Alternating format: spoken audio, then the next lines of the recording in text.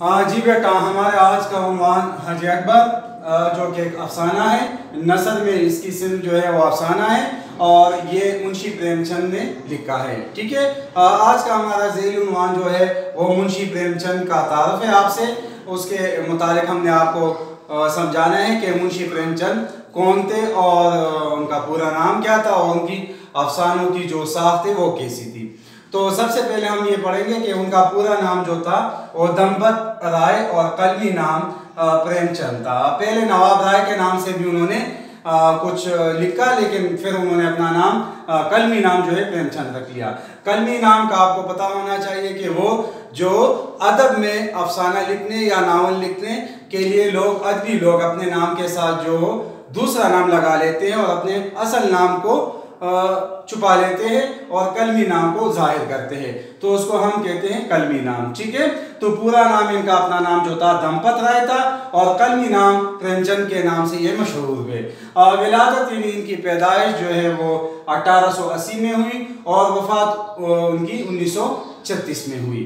ठीक है, और जहाँ ये पैदा हुए यानी जाए पैदाइश उनका है जो वो जिला बनारस है। ठीक है, हिंदुस्तान का एक जिला बनारस, वहाँ ये पैदा हुए। मुंशी अजायब लाल उनके वालिद साहब का नाम था, मुंशी अजायब लाल। इब्तिदाई तालीम एक मौलवी साहब से हासिल की और बनारस से उन्होंने मैट्रिक पास किया। उन्होंने इब्तिदाई तालीम जो फारसी और अरबी की थी या उर्दू की थी तो वो उन्होंने एक मस्जिद के मौलवी साहब थे उनसे हासिल की और बनारस से मैट्रिक पास किया।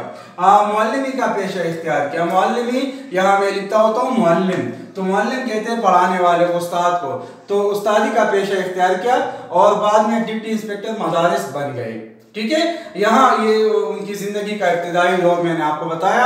उर्दू अफसाने में उनका जो किरदार है और जो उनकी खिदमात है उन पर ज़रा बात करते हैं। उर्दू अफसाने निगार और नावल निगारी में उन्हें बहुत शोहरत हासिल है। प्रेमचंद को उर्दू अफसाना और उर्दू नावल में बहुत शोहरत हासिल हुई।